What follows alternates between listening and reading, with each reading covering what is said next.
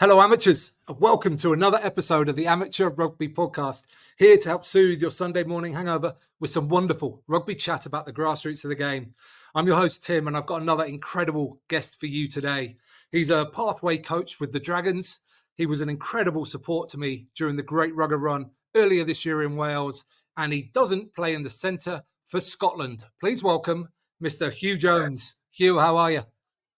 Yeah, I'm good, thanks, mate. How are you? Very well, very well. Thanks so much for coming on the show.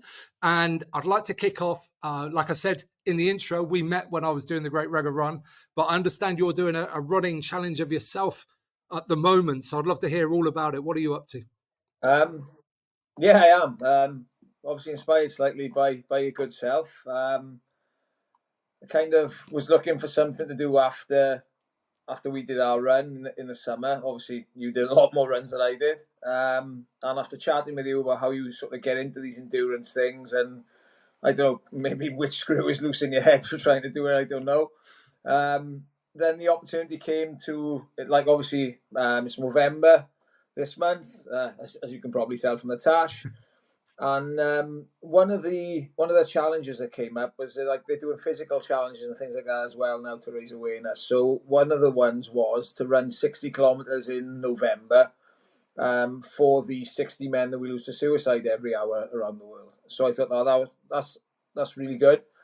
And it's something I've always kind of grown the tash and done a little bit for it. So I thought, right, good, let's do something that means something to people. But obviously, as I do a bit of running anyway, I thought 60k a week, 60k a month would be not much of a challenge. So in my kind of, I don't know, moment of weakness or madness, whatever you want to call it, I decided that I was going to try and do 60 kilometres a week for the duration of November. So obviously the target was to run 240 kilometres through the month of November. So that's where we're at now, and we're on day 22 now.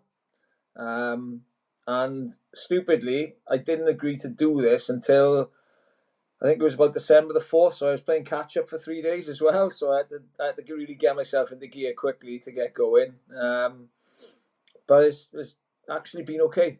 A lot. I wouldn't say easier. It's not easy. But it's been better than I imagined that it was going to be, if that makes sense. Yeah, absolutely. Well, listeners, Huw came and ran with me for a whole day on the Great Rugby Run, and it ended up being 44k, I think we ran that day.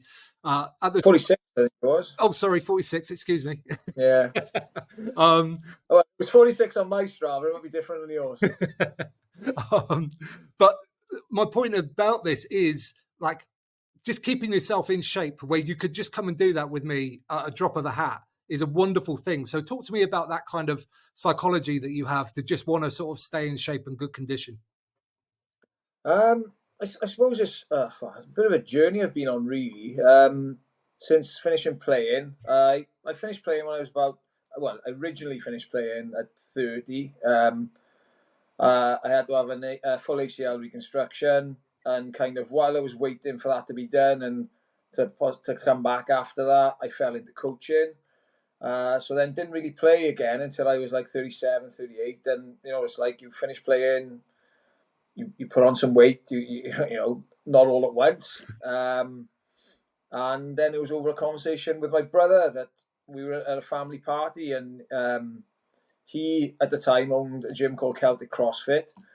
And I was talking to him, and I was frustrated. I was still training, but I was putting on weight and I wasn't eating properly. So he said, right, and this was the November before COVID came in the March. And so he said, right, well, I'll help you, but you've got to buy in. It's like all in or nothing. So I became his first remote client, if you like, where he would program my workouts every day, and I just have to keep track of the calories that I was eating, and the macros on that were more important probably a little bit at the start than the calories. And just got into the habit then of training every day, not every day, sort of probably 4 sessions a week, but keeping track of what I was eating. And then so by the time it came to, like, lockdown happened in, I think it was March, on the end of March, So by then I'd lost, I think, about 3.5 stone. So I was, I think, something like, I was just touching over 17 stone, and by sort of mid-lockdown, I was down to 12 stone 8. So that's what sort of got me going. I was probably a bit too light then, in fairness, but I think that the plan was to sort of strip me down and then build me back up a little bit, which we then did afterwards. Yeah, because you're a big guy like you, aren't you? You're tall and broad. Yeah, I was 6'1". Yeah. So yeah, I think that reached that when I went down to 12'8", that was probably too small. Like my mother was telling me that I looked ill and that sort of thing, So I thought, right, yeah, okay, we need to do something about this. So then after that, it was like, right, what do I do next? So my brother again set me the challenge. He actually lied to me, and he said, "Oh look, we lost an auntie to cancer. We were really close to growing up." And so he said, "Oh look, why don't we do the Brighton Marathon, which is in the end of September?" He says the first one back after COVID. He said we'll do it together, and we'll do it for Macmillan because they were really good to our auntie, in her final weeks. So I was like, yeah, sounds like a brilliant idea. I need a challenge. I'd never run. I'd previously done a Cardiff half once. And my father-in-law never lets me sort of forget these words. I said to him, I am never doing anything like that ever again. So I knew it was going to be a challenge because I'd never done anything like that before. So I got into that.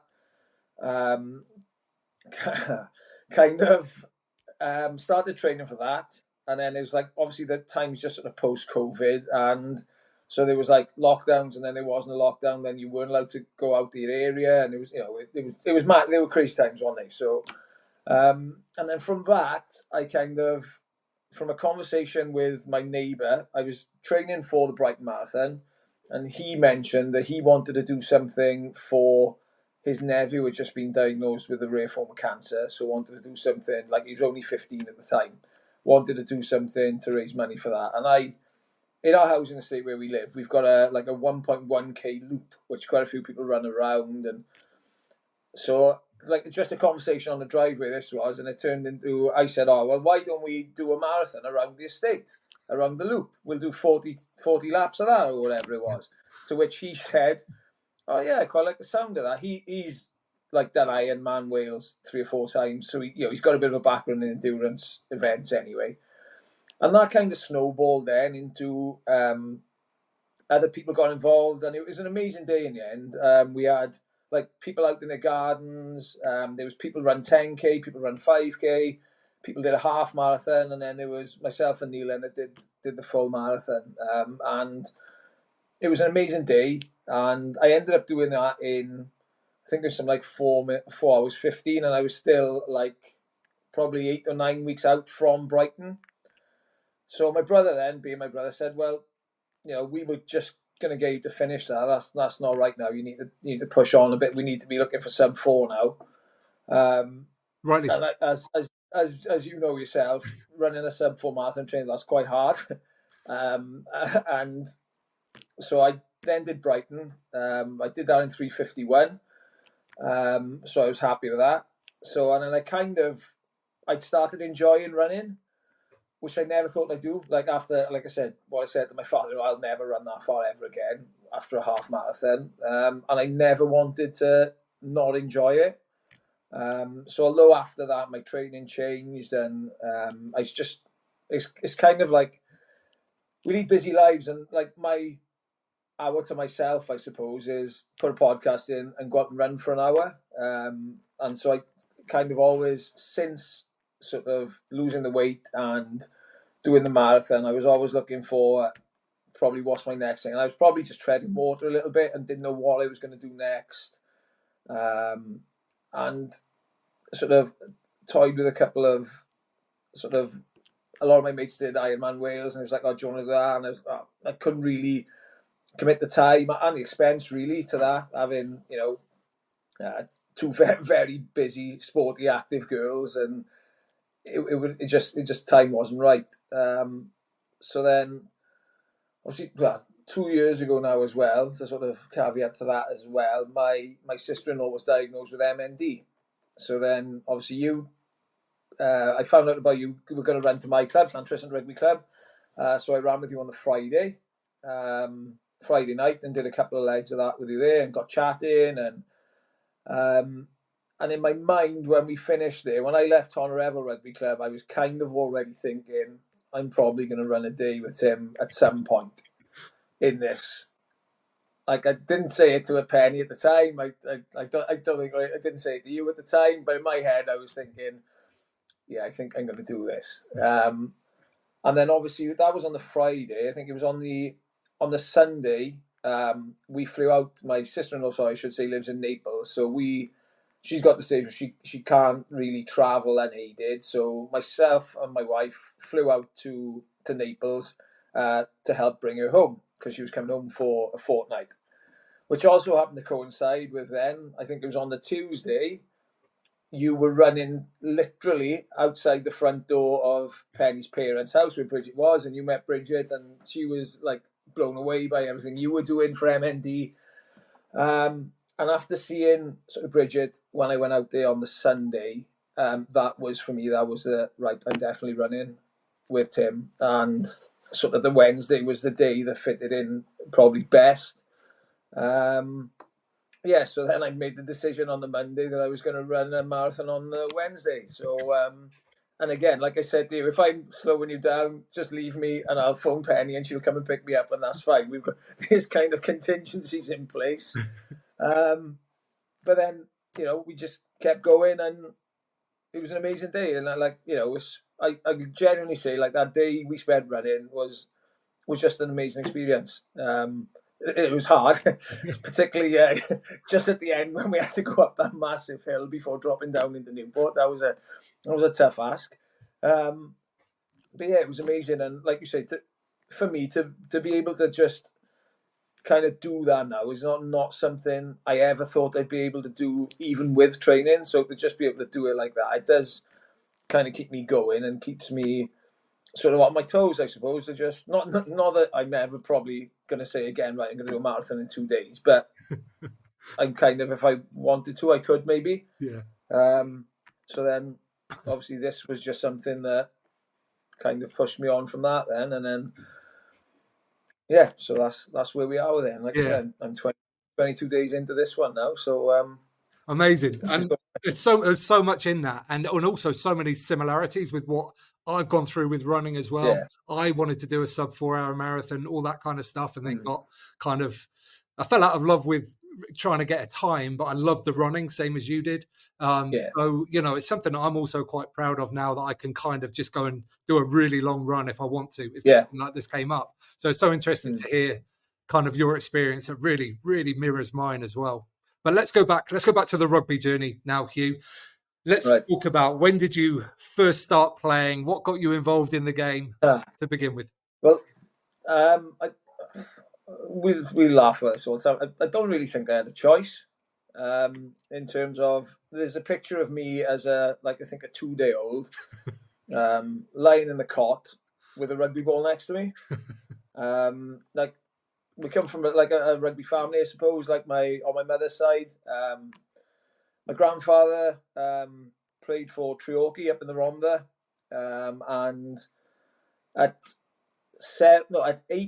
19, he was offered a deal to go north, but because he was under 21, his father said that there wasn't a secure future in that, and he'd be better off staying where he was and going to get a job in the mine. So wasn't allowed to go. So he played predominantly for Treorchy. He played a couple of times for Cardiff, but then obviously it's different back then, and the travelling from Treorchy to Cardiff wasn't easy. So he just decided to stay there. Ironically, he died in the mine. He was killed in an accident. And then my uncle, who I was very, very close to growing up, he again emulated his father and played for Treorchy 4 years, but then went on and played for Pontypridd, and he played, off the top of my head, I think it's 217 games for them in the between the mid-80s and mid-90s. I played in the second row, so basically from the time I was 18 months old, I watched rugby every Saturday, wherever my uncle was playing. Like with Treorchy at first, and then with Pontypridd, and just loved as a kid. It was rugby was my world. It was what I looked forward to doing. I couldn't wait to get home from school and get out and play with the ball. I was lucky I had like-minded friends, and we had sort of a field close where we could go and just kick a ball about. So yeah, I never really had a choice. There was always going to be something that I was going to do, really. So yeah, that's how I sort of started. And then it was kind of different back then because I played rugby in school, and like I played for the primary school team when I was in what would be now year 6, 5. I would have been in year 4, so it was usually year 5 and 6. But like I was really keen and wanted to play, so they let me play a year early, effectively. So and then I was like, right, I need more of this. And there was like now every club's got a mini and junior section, and whereas back then, even though like I've predominantly like most of my friends and I went to school in Llantrisant, and I've played most of my senior rugby there. Like one of the local rivals is Pontyclean, like kind of sworn enemies really. But then that was the only mini rugby available, so I went there as an under 9, and played there then all the way up to under 16s with those. I went from there then. I joined Pontypridd Youth. So I had 3 amazing years there. I loved my time there. Played with some amazing people, some real quality players that went on to do some big things in the game. From there, You're gonna have to drop some names, Huw. You can't just leave it at that. You're gonna have to tell me some names. Well, so when it was my first year youth, the boys were like one of my best mates is Gareth Wyatt, who played on the wing for Wales once, played for the Dragons, played for Pontypridd for years. And sort of the same age as him, you had Kevin Morgan, who scored Wales' winning try in the Grand Slam, which he doesn't talk about much. Doesn't show pictures of it to people or anything like that. And then sort of the year below me then, you had 2 unbelievable players in Gethin Jenkins and Mike Lowen, who obviously went on to huge things. And again, I was just so lucky to play. Oh, and then, sorry, the same age as that as well was Kerry Sweeney, who played outside half for Wales and for Cardiff and for the Dragons and down in Exeter as well. And again, all boys I was so lucky to play with at that age. And then, kind of, I wasn't good enough then to play for the seniors in Pontypridd, so I went and played for Ystrad Rhondda for a year because they had kind of links with Ponty then. Played there for a year. Like rugby just gone professional. I was in my first year of university, and if I'm honest, there was stupid money in the game. So like I was in university. I was in university in Cardiff.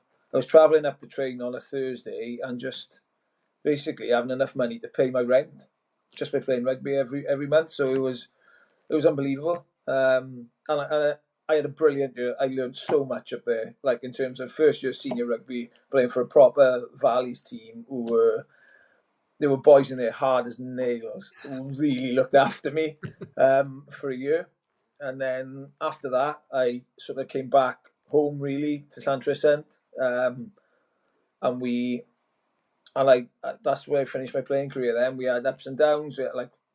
We had some real roller coaster times. There was a year where we won something like 9 of the last 11 games to stay up because we were in such a bad place.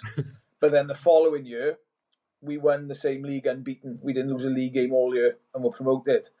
So it was like that. I know they say you've got to go through bad times to go through the good times, but that was the epitome of that. Like we learned so much in that year where we were poor for the first half and then it really pulled us together. And then my favourite year of rugby bar none is that year where we won the league unbeaten. It was unbelievable. It was just we just didn't know how to lose. I know that it's a cliche, winning's a habit, but there were games we had no right to win, and someone would pull something out of the bag, and it's just like, nah, we won't be beaten. Like my mate Morph, who kicked the conversion from a touchline out in up in Abergavenny. I remember that, and it's like the next week someone else did something. The next week someone else like I remember saying to you when we went through Rumney Rugby Club, that's one of my favourites. Is we played a Friday night game down there, and I kicked the kick that went over, and we won the game, and it's like one of my favourite places to go now because of that. And like the story with that, like before the game, we were kicking towards the posts, like warming up, and I couldn't hit the thing, couldn't get anything through. And our touch judge was behind the post when I was lining this put a kick up, and a couple of their boys said to the other boys, there's no way he's kicking this. I was watching him before them, he can kick a thing. And then obviously sometimes it's better to be lucky than to be good, isn't it? And over it went and we win. And it was just one of those seasons where somebody pulled something out of the bag all the time, and it was just unbelievable to be a part of. And that's why we play in seasons like that and memories like that. Those boys, like obviously I'm still involved with the club. Some are not, but then you see them wherever out and about, and this is the first thing you talk about. That season, and they'll always be like the kind of, remember we won the league unbeaten. Yeah, remember that. Yeah, again, that's why we do it, isn't it? It's incredibly rare as well, Huw. I've played in a couple of league-winning teams that were really like the best team in the league by a long way, but never unbeaten. We always lost a game here or drew a game or something like that. So a complete unbeaten league season is a massive rarity. I know, and I think we probably not play it down, but we underestimate what an achievement that was. Even now, because I've probably a team has done it since, but I think at the time we were the first team to do it in the Welsh leagues. So it was certainly in the top 3 tiers then, if you like, because we won like the old Division 2. So it would have been kind of, you had your Ponties and Cardiffs. Then you had like the Championship underneath that, and then there's Division 1 and Division 2. So like at that level, I think we were the first team to do it. And yeah, I think it probably is underplayed in terms of what an achievement it was. So I think some of the youngsters, when we talk about it, I don't think they believe us. Obviously, no, we didn't lose a league game all year. It was an unbelievable year. It was brilliant. Yeah, and my favourite year in rugby. Jumping back a little bit, let's go back to the Pontypridd days. With those boys coming through at the same time as you, were they all at that time? Did you recognise they were all kind of destined for greatness? Like, could you see it in them, or were some of them like late developers? Michael, you could see straight away, because his skill set was so good. There was nothing he couldn't do on the field. He passed the ball with both hands. Could kick a ball if he had to. Just the belief he had. Sort of Gareth Wyatt as well, like one of the most talented players I ever played with. Again, could pass with both hands, kick off both feet. Like was capped in the FIRA World Cup as an outside half for Wales. I thought we joke all the time, like that he was Shane Williams before Shane Williams was Shane Williams, if that makes sense. Because obviously slight in stature and small, but could step. Was unbelievably fast. So again, you knew he was going to be really good. It was just how far would he go? Kev the same, just so quick.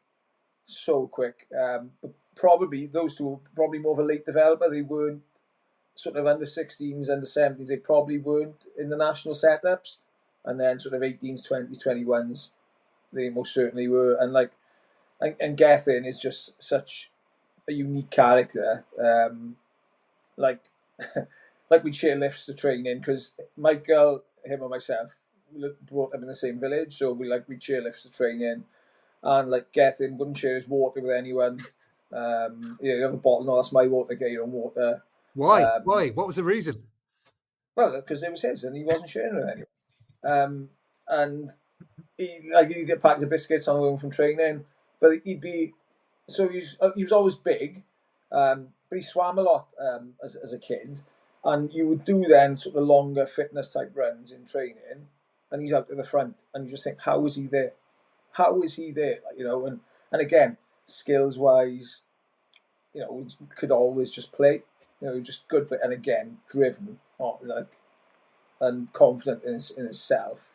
Not maybe, excuse me, not in terms of off the field, on the field. Just didn't believe anyone was really better. Not in an arrogant way. Just thought, yeah, I'm okay. I can beat him.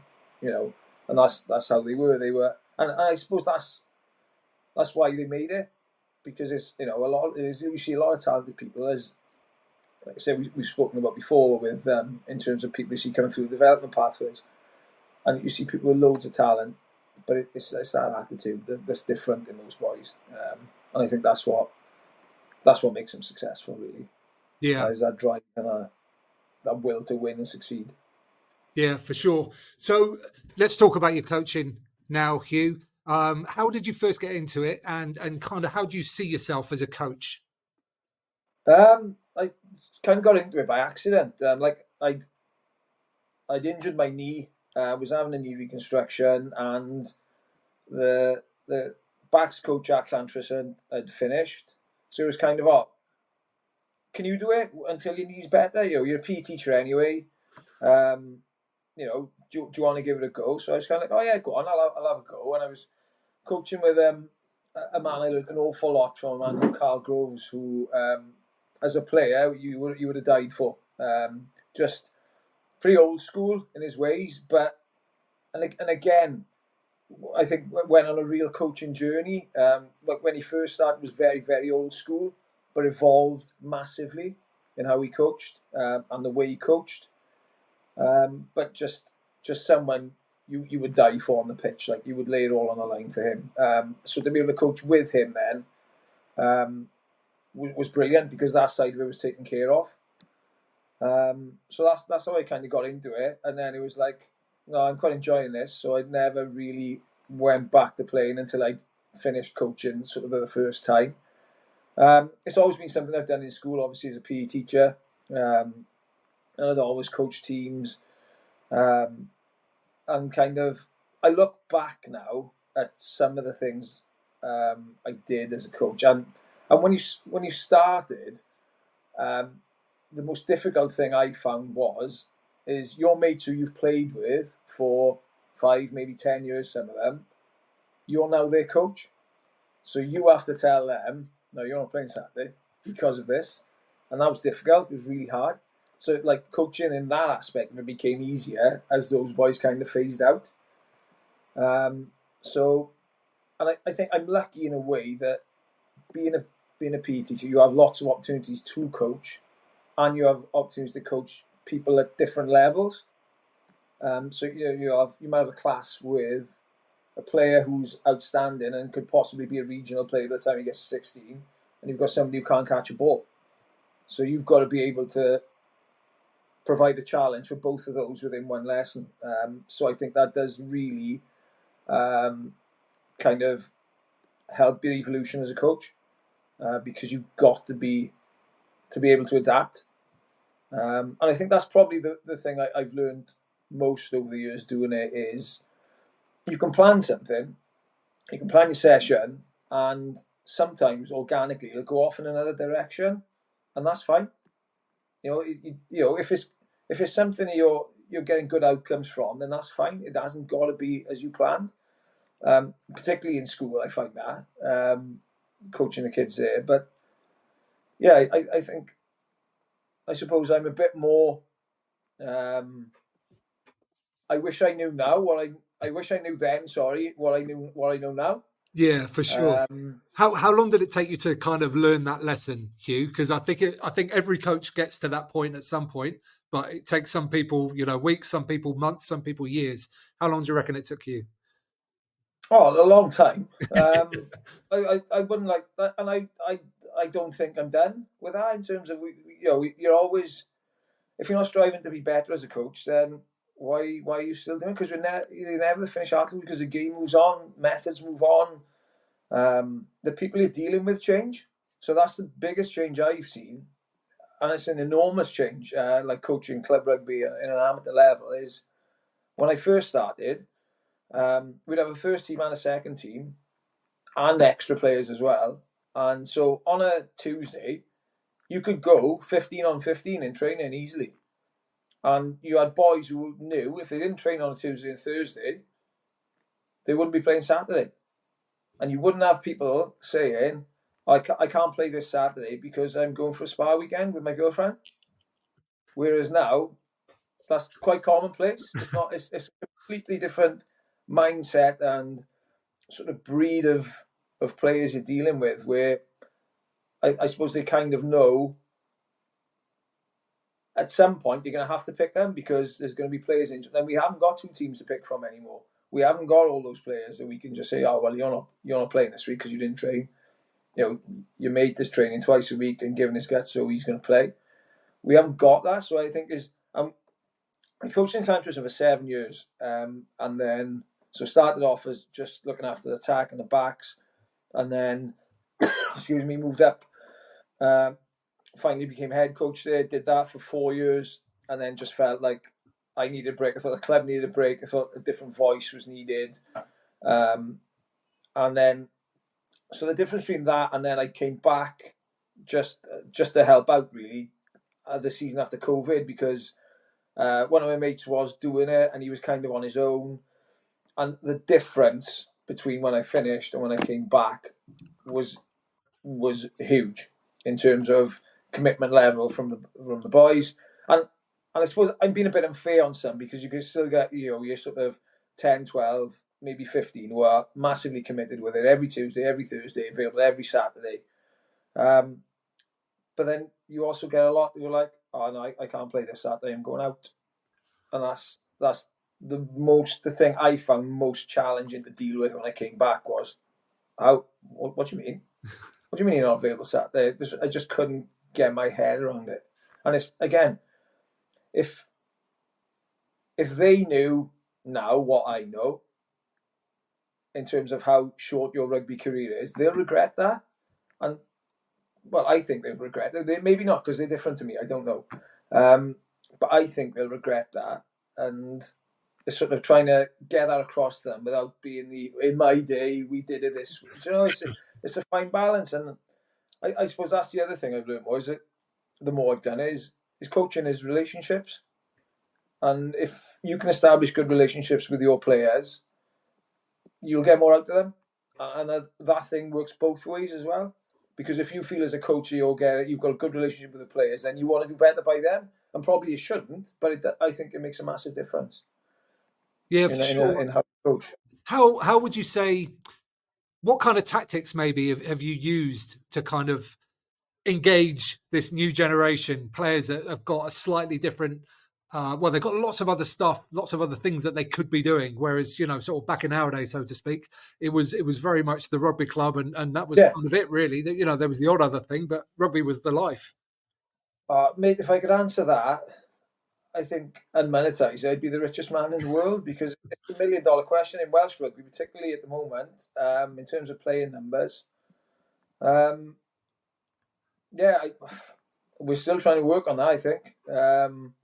Trying to make sort of training as enjoyable as possible, because, it's a release for them as well. You've got your youngsters who are keen and just want to get better, but you've also got like your 34-year-old who just wants an hour out away from his wife and kids and from his job, which he hates. So again, I suppose it's similar to catering for the boy that can't catch the ball and the boy who's a regional rugby player in school. How do you engage all of those? And I think that's, again, what I'm still learning and trying to work out how to do it best, I suppose. Because I don't think there's an easy answer to it. And I don't know. I don't know. It's a really, really difficult one, I think. We've tried all sorts of things. Like I was lucky enough, so this was sort of towards the end of my last stint coaching Clantress, and Gethin wanted to do some coaching while he was still playing. Phoned me up and asked if he could help out. So I was like, of course you can. Oh my God, yes. 100% yes. And he was like, oh, I don't want to step on anyone's toes. I was like, you can stamp on my feet if you want it. You can come and you can, at the time, he's like Gethin Jenkins, British Lion or whatever. So he came and he seen like where we were training, what we were doing. And he was like, see if we can do something for the boys. So he sorted out, and I don't think it went through the correct channels probably, that we could use the indoor barn at the Vale once a week. So we were like, oh, right, we'll train down there. So we were going down there. He was sorting it out. We were going in. Again, I don't know that we were technically supposed to be doing it. So we had a period of like that sort of really hard period between sort of the end of November and like the end of January, where the weather's awful. You know, you've got people with stuff on over Christmas. Then you get into Six Nations time, and so numbers tend to drop off anyway. So we had them training in the barn. We had Geth doing sessions with them. And this is every week now, not just the odd session, you know, every week, every Tuesday, every Thursday. He introduced like a trainer of the week where whoever he thought the best trainer of the week was, he'd give him a bottle of champagne. Oh, nice. And still, we had 2 or 3 sessions where there were 10 people in. And that was my last but one season, I think. And that was at the point where I kind of thought, right, we can't do any more here. You know, we are training in the barn in the Vale. We've got a British Lion coaching them. He's giving them champagne for the best trainer of the week. And sometimes we still only got 10. So I think that's when I learned to probably not take it personally. Because it almost wouldn't matter if you had Warren Gatland there. They're not. Some of them are going to take it or leave it, whatever you do. And I think that's what. So I've got someone who our ex-captain started coaching me this year, and that's what I'm trying to get across to him now is don't take it personally. Because it's not, they don't mean it personally. And if you do take it all personally, it'll eat you up. It'll become what finishes you off and you won't enjoy it and you won't. But it's difficult. And like I say, it's trying to get people to understand who are new to coaching. Like it's taken me sort of 10, 15 years to get to this place where I don't take it personally anymore. You know, I'm kind of in the mindset now of I do what I do on a Tuesday and a Thursday and a Saturday. I do everything I can to make them better players, to engage with them, to make sessions enjoyable, so we can be better on a Saturday. And if that's not enough for some people, then I suppose I'm more secure as a coach, so I'm comfortable with that now. Whereas before, I'd see it as maybe a reflection of my coaching, and maybe it is. I don't know, but I think I've been doing this long enough now to know that I can do it effectively. You know, it does get results. And I don't know, I suppose I'm just a bit more secure as a coach in what I can do and what my ability is and my knowledge of coaching, I suppose, as well. Yeah, it's a very different landscape, isn't it? And I think what you've just sort of said there kind of encapsulates it all. And it's probably a good lesson, actually, that we shouldn't be trying to emulate things that have happened in the past and having the same kind of numbers and the same kind of commitment, because I think those days are gone. It's like kind of what you said, it's making the best of what you have and the commitment levels that you do have. And it's difficult and it's frustrating at times. But we like you say, you've got to play the cards you dealt, really, and you've got to make the best of it. And again, the other thing is you can go hard at the boys who are there, but they're there every Tuesday and Thursday, so don't take it out on them. You know, make it as enjoyable as you can for them. You might have 10 of them there, but you can still do skills and drills and stuff to make them better players. And see those then, if you've got low numbers, you see that as a chance, okay, we've got small numbers, we can work on individual things here. So you can upskill, you know, you can do a kicking session with your 10s, you know, and they can be working, your 9s can be doing something. You know, you can be doing skill stuff, passing drills with the 4s, which you wouldn't usually do because you haven't got the time to do it with a group of 30, but with a group of 10, you can spend loads of time on it. And it's different to what they used to doing, so they enjoy it a little bit more. So it does make you change, and I think you're right. We've got to change, and we've got to change the way we do things, and we can't keep harping back to, you know, we should have 30 players here, because I don't know that it's ever going to get back to that. Yeah, as horrible as that is to say, I think that's probably the reality of it. Yeah, I think you're right. I think you're probably right in the majority of clubs anyway. Let's talk about a very different coaching environment now that I know you're taking part in, and that is the Dragons DPP. Tell me a little bit about that, how you got involved in that, and how that challenges you differently as a coach. So I got involved with that. I finished coaching with Llantrison the first time round, and I had a year off. I didn't coach anywhere. Obviously, I still coached my teams in school, but I had a year of just going to watch people I knew playing on Saturday, be it, you know, people I just knew socially, or like ex-pupils I taught, just going to watch them and catch up with them. And I had a really kind of good year. I really enjoyed doing that for a year, and I think I probably needed it. I needed that break away. And then I had a phone call off. I was actually on my way to France in the summer on holidays, and I had a phone call off a guy called Nigel Way, who was working within Dragons set at the time, asking me what I was doing. Would I be interested in sort of coming on board with a 16 setup? To which I said, yeah, definitely. So from that, then I went to meet the academy manager at the time, a guy called James Chapman, who's now sort of involved further up with the Dragons. He was the general manager, I think. I think that's his title now. And then he was the academy manager, and the environment that I went into there was really sort of challenging as a coach, particularly as volunteer coaches, because you don't get paid. But it was really good to go into that environment and just sort of be able to see it and how it worked for kind of a little bit before having any input myself, just in terms of the standards. So everything is like done at the proper standard in terms of your coaching, in terms of the standards you expect from the players. It was the first time I'd ever coached and seen video of myself coaching. So like you learn a lot from that. And as well, what be things challenged. specifically did you learn from watching yourself, Huw? I think it's probably more like how engaged you are. So if somebody else is leading a part of the session, you're still involved with that. So the way you come across is, if it's like, oh no, well, this is a defence drill now, so I don't need to be doing anything here.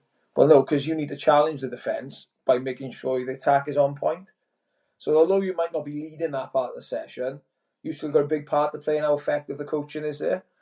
So that was one thing, definitely. And as well, sort of to be a little bit more outcome based. So, and in terms of how you plan things, so you start with your outcome and you work back from there. Not, this is what I'm going to do. Oh, what do I get out of it? It's like, no, we need to get better at this. So how do I plan my session? And you plan backwards from that. And Chappie was really good. He demanded high standards. So you might get like, I don't know, if he was watching, and to his credit, in fairness, he was probably the first man in the building and the last man out of the building. So we could be at the end of a session. You'd been there from 6 till 9, and kind of the way it works is, so you've got two squads that are in the 16s, but they both, it's kind of evolved to this now where they both have the same coaches but a different lead coach. So although you've got like 4 coaches for one team and 4 coaches for the other team, we'll both be at both sets of sessions so that we can, so that there's a synergy in the way we play. So we both play the same way, but it's just led by different coaches, and that kind of evolved from this. But you'd be there at the end, and it'd be like 9:15, and Chappie would just say, "Oh, like, what were we trying to get out of that, boys?" And then like, so it's just a conversation that would bounce around then, in terms of the outcomes you wanted, and you always felt like you were being kept on your toes. So I think for me at that time, and in my development as a coach, it was really good for me. I know, having spoken to other people who were there at that time as well, they don't think it was good for them because it was probably too much pressure at the time. And I like I say, for me, for where I was, it was what I needed to sort of push on a little bit, because I'd been comfortable with coaching in school, coaching in the same club. It was a completely different environment, a different way of doing things, a more elite end of it then as well, if you like. And it was just a really good sort of next step for me, my coaching, and something that I'll always be grateful for having the opportunity to do it, and for everything I've learned from doing it. It's been a real positive in terms of the experience that I've had out of it, and obviously to see some of the players then that have come through the system. It's really great to think that, I remember him as a 16-year-old, and I think we're really lucky at the Dragons as well, is you've got a lot of players who are willing to put in time with the academy groups as well. So like last season at the 16s, we had the club captain Harrison Keddy was coaching one of the 16s teams along with James Benjamin, who plays hooker, and they were brilliant the way because obviously straight away the boys were there like, oh hang on, these are still playing, and they've been there all day training, and then they give up another 3 hours in the evening as well to make those players better. And in fairness to those boys, they were really good in terms of the way they conduct themselves, the standards they drive, and like I suppose how humble they were with like, look, we don't know everything, and like that it was about everyone learning from each other as coaches. They were really good, and both like great examples as well then for those 16-year-olds to strive to become. Yeah. Where did that come from, Huw? From the players? Did it come from those two players themselves, or did it come from the club looking for people to go and do that? Where was the I motivation? think it's a bit of both. I think they put it out there to see who wants to do it, if anyone does want to do it. Because you obviously have some players who are already thinking, and like I think Keds is like 26 or something like that, so he's already thinking probably about what's next, which is amazing for somebody that young. And I think they probably see that if you want to coach, that's a better environment to coach in than coaching a club, because you've got your 40 players turning up every session, all busting a gut, all giving their all because they want to get into that 18 squad in 2 years' time, or maybe even the next year. And it's just it's a really good environment for them to cut their teeth, I suppose, as well. I mean, with the 60s, I wouldn't say we're not massively results driven in terms of the play in the other regions. It's more about obviously everyone likes to win, and you'd like to win, and you like to think you would win, but it's more about the experience that they get. That everyone gets a positive experience about it, and it's become more like that in the last, particularly since COVID, and we've had to carry bigger squads and that sort of thing. But for us, it's more about kind of how many you judge more on how many players are ready to go straight into that academy after 16s. And obviously, some boys are ready younger than that. I mean, there's a couple now who not bypassed 16s, but they played 16s a year young, and they've gone straight into the 18s academy. Like Will Reid did that. Will was a great example of that. Like he played under 16s when he was under 15s, and then went straight to 18s. So had 2 full years at 18s then. And now look at him. So, it's a system. And I think if you look, there's an awful lot of those Dragons boys now who are like 23 and down, who've already got maybe 60, 70, 80 appearances in the league. So I think they will come good because they've got that experience already. And I think, as a region, we're not in as bad a place as people think. But yeah, it's definitely something that I really enjoy doing, and I'm like sort of passionate about, I suppose. Yeah. How did the idea of not being results driven, how did that affect the content of your coaching? What kind of things did you focus on, and what kind of things did you not focus on? I don't think it's so much. So it's more about developing the player as a whole, as opposed to, right, we could pick these 15 for every game and we would be better results wise. We could play this way, but then that doesn't suit them when they go up to 18s because of the way they want to play. So like it filters down, and like the 16s almost play a filtered down version of what the 18s play, who play a filtered down version of what the first team play. So like there's without revealing too much, it's like there's a way that the Dragons want to play, and that theme runs all through the teams. So I think that's more important than beating the Ospreys at under 16s. It's more about how many of those good habits do we get into those players in terms of their on-field behaviours by the time they leave us at 16s and by the time they go into 18s. And I think it's more about that than how do we beat Cardiff under 16s. Because don't get we're all coaches and we're all competitors, so we want to win. So it's not like we're not coaching to lose. But I think there's a bigger picture here.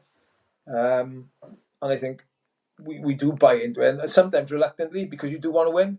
and you would like to pick your best 15, but then you might have that kind of late developer who picks up the good habits because he's been in the squad, and by the time he gets to 18s, he has developed and he's already got those good habits. So, and I think that's the big part of it as a region. We're a small region, and we just can't afford to miss any players. So yes, we do carry probably bigger squads than we should at 16. Yes, we probably expose more players than we should or than we need to, but it's a bigger picture thing, I think, for us with that. And like for the amount of times the 18s have won their competition, then as a result of that, well, I think that probably speaks volumes then. Yeah. So it's not going great at the moment for the 18s, as my buddy Jack Condy will attest to. But yeah, you have, on the whole, if you look at the sort of last 5, 6, 7 years, it's been successful. So yeah. And talk to me, Huw, about the players themselves. These young players coming through, what is their kind of psychology nowadays? Are they really sort of serious young men, or is there still a lot of sort of fun and games going on as well? What's the kind of temperature? There's aspects of all of it. I mean, because we carry, like I say, we carry probably a bigger squad than some of the other regions at that age. You've got the boys who come in who are really intense, who sort of on and off the field. They live, they breathe their rugby. Their nutrition is bang on. They're training already in the gym. They're fit. They keep themselves fit. They're asking you every session, how can I get better at this? How can I get better at that? So you've got those. There's a good number of those. You've got some then who maybe who are good players, but don't get how important the mental side of it is and the stuff that they do. So we call it the unseen stuff. So like how are you looking after your nutrition? How much gym stuff are you doing on your own to make yourself better? How much individual skill stuff or position specific skill stuff are you doing when we're not around? Because it's that unseen stuff that those other boys are probably doing that they probably neglect because they've got by on talent up until now. So you've got like boys like that, and then there's probably other boys then who are maybe in this kind of Instagram age. It's about having their picture taken in a Dragon shirt, Right. and that's their profile picture. So once they've done that, they think I'm okay now. I've made it. They don't get the bigger picture. So there's a real variance and real. How many And of I those think, do you reckon there are, Huw? What's the percentage? oh, there's more than you would think probably, but I think that's a maturity thing as well, because like people mature at different ages, and some are so mature and they get it straight away, and others will look back and think I didn't make the most of that when they realise the opportunity they had and the talent they had maybe. But then again, you kind of not question the environments they've come from, but if rugby's been easy up until 16, where you've been able to catch the ball and run past everyone or run through everyone and score, and then you get to 16's kind of regional level, and you can't do that anymore because there's other people who are as good or better than you, but they can also, their skills are also good. So then when they get to that, they go one or two ways. They either go away and make themselves better, or, unfortunately, a lot of them will just say, that's not for me. They're happy to be that big fish in a small pond because they always have been and are not maybe willing to push on. Not all of them. There's some boys that really work hard and really up their game. And there's some you see who maybe have been the stars up until 16s, have it difficult in the 16 season, and then go away, but by the time they come to 18s, they've worked at it and they're back there, and they've got to that level again. So it's a real variance, and I think maturity at that age plays a big part in it, because they could be physically ready, but they're not quite ready up there yet. Yeah. And that's a massive part of the game. Yeah, for sure. Now, this is something we spoke about in person when we were together. And coaching is obviously, there's a lot of hard work that goes into it and a lot of time and effort, all that kind of stuff. But every now and again, you get one of these why moments, a moment where you just think, wow, that was incredible. So just sort of explain that to me, what that means to you. And if you've got any examples as well, that'd be amazing.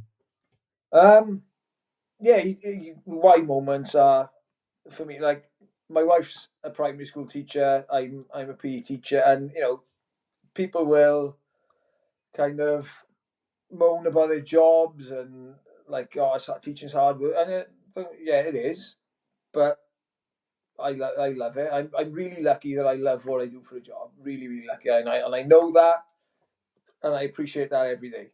Well, most days anyway.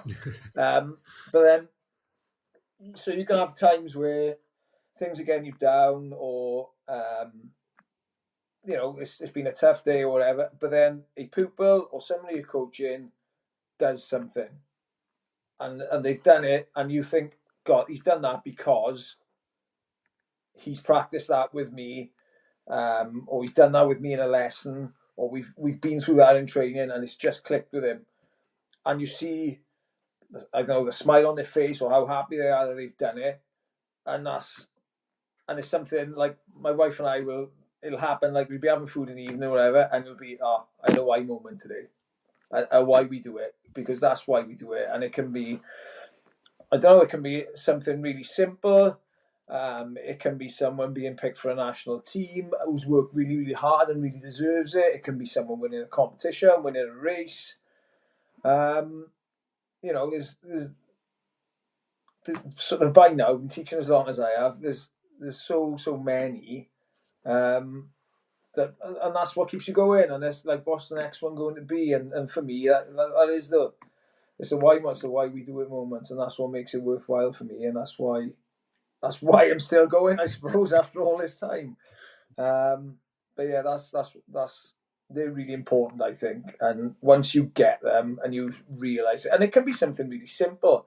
It can be like, we've just done a block of cross country lessons in school. So with that, so we time the kids doing the cross country, only for them to see if they're getting better. No, it's really stressing them. It's not about where you finish in the race. It's how much are you better this week than you were last week. And like in a lesson like that, as you're like calling out the times as they come past you at the end, you can have 10 to 15 why moments where you just have somebody who just comes across the line, yes, because they know they've beaten their time. And to everyone else, it means nothing. But to them, it means the world, because they've done it. I've beaten my time this week. Or you can give somebody a target to beat in like a cross country or whatever, and they beat their target. And they're so happy. And that's again, simple little things, but it keeps me ticking over anyway when you get them. Yeah, 100%. Okay, mate. I think what we'll do is we'll end that part of the show right there, because that's a lovely way to end the chat on coaching and stuff like that. So we'll move on to the stash section, Huw. So what's your favourite stash that you've ever received? And I know very well that you love your stash. Yeah, I do love it. It's really difficult to pin down sort of one item. I've got I've got it somewhere. I can't remember where it is. When Pontypridd won the what was the old Swaler Cup for the first time in years in the 90s, and they wore the shirts with the old bridge on across the. It's like a proper 90s shirt. There's some disgusting shirts in the 90s, wasn't there? And it was when like sort of you could have shirts sublimated for the first time, and companies went to town, didn't they? And I had one of those, and it's one of my favourite pieces ever. And it's one of those that sort of come back in now, like I can fit into again. And I've also got one that Ponty wore against, they play the USA Eagles, and I've got one of those as well. And that's again, it's a bit 90s, but that's another one of my favourites. But I'm really lucky that I've had a lot of my like mates who've gone on to play for really good teams, and always sort of been quite generous with the kit then, if you like. But the other one I've got, which I really, it's a bit of a favourite at the moment, is, like I said, one of my best mates, Wyatt, who played for Wales A loads, back in the days where there was an A team, which I loved, by the way. I loved the Fridays where you went to watch the under-21s, then you watched the A team, and that was the build-up before the Saturday International. I used to love that. So he gave me one of his Wales A shirts. There's like a Reebok Wales shirt from like the 90s, probably 98, 99, something like that. And I've got one of those now, which is kind of coming back into fashion. And again, like I was a winger, so like it didn't fit me for a best part of a decade, whereas now it fits and it's really nice on me. So that's probably my favourite bit at the moment. But I go through phases with them where there's just loads of lovely stuff I can choose. So I'm really lucky like that. Good man. Great answers. Next question. What is your favourite kit of all time? So this can be any team from any era. Right. There's two. It's the same team. I love the Adidas France 1995, where they had the 3 stripes down there and just the thin 3 stripes around under the arm. And then I also like the one that came after that, where they had the 3 Adidas stripes there and the big thick ones on the sleeve, the thick white stripes with the red in between. I think that's the one Castagnier had on, where he famously does his like little dance like that after he's dropped the goal or whatever. And for me, that is, I like Adidas kits anyway, but those two are, and probably the latter one of the two, the one with the big thick stripes, that was just like, when I was younger, I just thought, oh God, I want one of those. And to the point where I look for them on eBay now, and they are a fortune. They cost an absolute fortune. I also like, from the sort of, I'd probably say, late 80s, maybe mid 80s, you can get, there's like Neath, Swansea and Llanelli had Adidas shirts, and they were just like the plain black, 3 white stripes down the side, Adidas and a Neath badge on. Same for Swansea in white and Llanelli in red. And for me, they're brilliant. I like, and probably the one I own, which is my favourite shirt that I own, is the 97 Lions shirt. The Adidas one, long sleeves.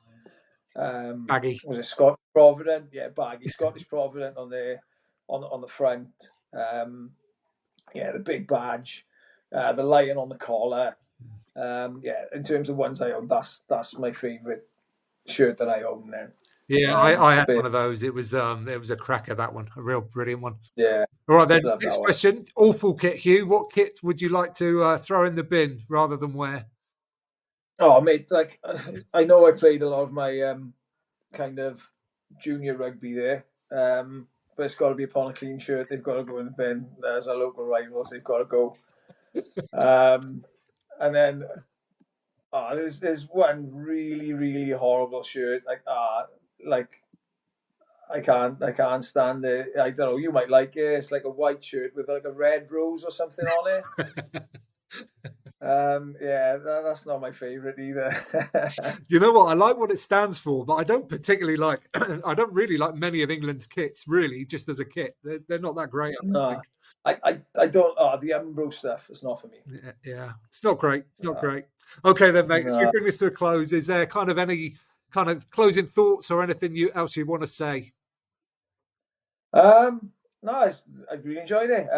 It's been good. I think obviously I might want your help in the future with maybe like I said, this run I'm doing at the moment is kind of almost as like a bit of a test event to see what I could possibly do in the future. I don't think I'm going to do 25 marathons in 25 days like you. I don't think I'm that mad. But there may be something, and obviously it'll probably be to raise money for MND. So if I do that in the future, anything obviously you can do to help, I'd really appreciate. But yeah, it's about finishing this one now. So today I reached the 240 kilometers today, so I'm well ahead of target. So I'm going to try and do 300k now for this one. So anyone who does feel like donating, I think you can probably find it on my Twitter, which Tim will put on. There it is for if you can hit me up on that would be good to try and raise a bit of money and awareness for like the men's health stuff in Movember. And try and finish that off and get to the 300k mark in a month. Again, something I didn't think I could probably do. But bodies are amazing and they'll adapt as and when you need them to. I think that's like a big thing. Sort of going back to what we were talking about earlier, how you get into these things, and kind of the further you push your body, the further it'll take you, and it'll look after you for a long time, and that'll keep going for a long time before the mind goes, because that's what'll go first. Is your head will tell you to stop, but your body will keep going for you when you need it to, I think, anyway. Yeah, amazing, Huw. Brilliant. So for those people listening, that's at Huw Jones _ on Twitter, and I will link your fundraising page and everything else we've talked about on the website, which you can find in one place, and that is at amateurrugbypodcast.com. So, Huw, it just leaves me to say thank you so much for your time today. It's been a real pleasure catching up. Great, mate. Great to catch up with you. I've really enjoyed it. Thank you. Amazing. There he goes. Brilliant stuff, Huw. Great to hear some of those stories from your playing days and some real great insights around the coaching side of things as well, especially in terms of just what it's like to be coaching in this modern environment that we're in at the moment. So thank you so much for that. Now, if you're watching this on YouTube, then go downstairs and hit subscribe if you don't mind. And if you're not, if you're listening, then go over to YouTube, because there's a ton of extra content that I post there regularly. And if you've enjoyed this podcast, you could do all the social media stuff, like, share, all that stuff. But what I'd really like is if you mention it to someone in person the next time you're down your local rugby club. But until then, get out and play.